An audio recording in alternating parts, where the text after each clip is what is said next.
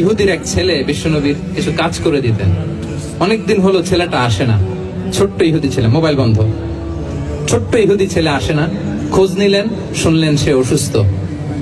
শুনলেন ইহুদি ছোট্ট ছেলেটা কি বিশ্বনবী দেখতে গেলেন। মুসলিম শিশুকে দেখতে গেলেন নাকি? কোন ধর্মের শিশু? তার মানে আপনার প্রতিবেশী যদি হিন্দু হয়, বৌদ্ধ হয়, খ্রিস্টান হয়, দ্যাট ডাজন্ট ম্যাটার, আপনি তার বিপদে আপদে পাশে থাকবেন। এটাই ইসলামের শিক্ষা, ঠিক কিনা বলেন? এই যে আপনাদের এখানে বুদ্ধিস্ট নেইবার আছে, হিন্দু নেইবার আছে, খ্রিস্টান নেইবার আছে, তারা বিপদে পড়লে তো আপনার যাওয়ার দরকার নেই না? যাবেন, খোঁজ খবর নিবেন, ভিজিট করবেন, পাশে দাঁড়াবেন।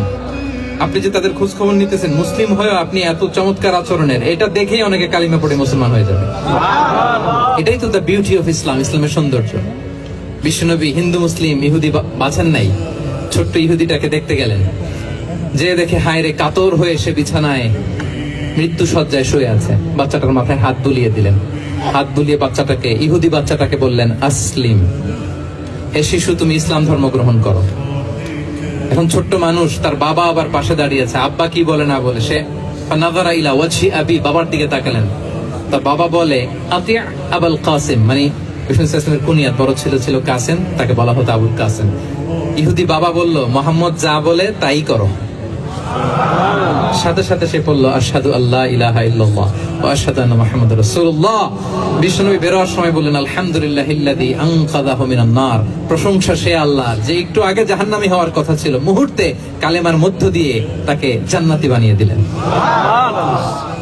দেখেন প্রতিবেশীর সাথে কি আচরণ। ইহুদি প্রতিবেশীর পাশে দাঁড়িয়েছেন, অসুস্থ, ভিজিট করেছেন। আমরা যেন আমাদের প্রতিবেশীর খোঁজ রাখি। অভুক্ত প্রতিবেশী রেখে আপনি পেট পুরে খেয়ে তাহাজ্জুদ পড়লে ওই তাহাজ্জুদ আল্লাহর দরবারে যাবে না। খবরদার, খবরদার, আমরা যেন প্রতিবেশীর সাথে সুসম্পর্ক রাখি।